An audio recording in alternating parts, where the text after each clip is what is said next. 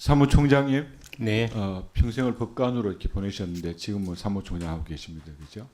우리 헌법에 삼권 분립이나 법치주의의 원칙들이 명시가 되고 있지 않습니까?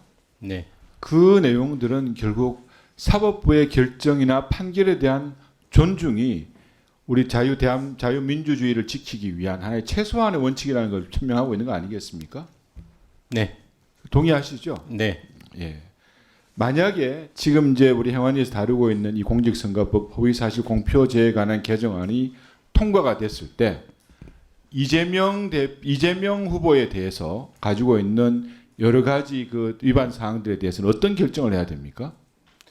그 공직선거법 위반 사건만 가지고 얘기를 하면 그 결국은 그 처벌 규정이 과도한 것이었다는 반성적 고려의관 입법이라고 생각이 드는 경우에 면소 판결을 해야 된다고 그러니까. 알고 있습니다. 지금 대법원 전원 합의체에서 판결한 이재명의 어떤 유죄 취지의 파기환송이 사실상 무력화되는 면소 판결을 해야 되는 거 아니겠습니까? 네, 그래서 그렇게 됩니다. 그것 때문에 지금 더불어민주당이 절차적이든 실체적이든 고려 없이 지금 이렇게 진행을 하고 있다, 이렇게 지금 보고 있습니다. 저는 어떻게 생각하십니까?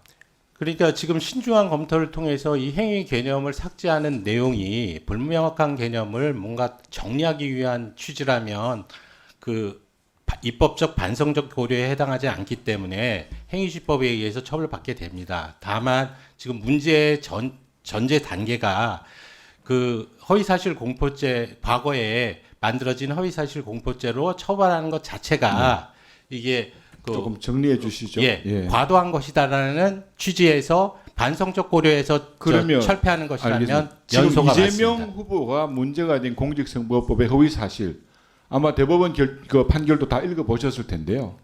어떤 겁니까?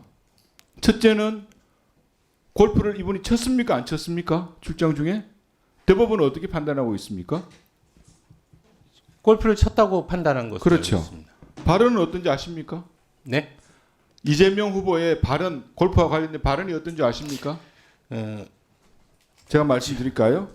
국민의힘에서 4명의 사진을 찍어가지고 마치 제가 골프를 친 것처럼 사진을 공개했던데, 이렇게 합니다. 이 말의 맥락은 주권자인 국민들이 이재명 후보가 골프를 해외 출장 중에 안 쳤다, 이렇게 인식하게 만드는 이 허위 사실입니다. 또 한 가지, 백현동 관련해서는 어떻게 법원이 판시하고 있습니까? 제가 지금 이 대법원 판결에 대한 내용을 제가 여기서 얘기하는 말씀드릴게요. 게 적절하지 않은 것 같습니다. 왜 네. 적절하지 않습니까? 이런 문제들 때문에 결국 문제가 된 건데 그렇게 답변하시는 건 잘못된 발언이라고 저는 아니, 생각합니다. 저는 이제 제가 이 답변에 공직선거법에 곤란하지 예. 제가 말씀을 네. 드리면 백현동 관련해서는 이렇게 얘기했어요.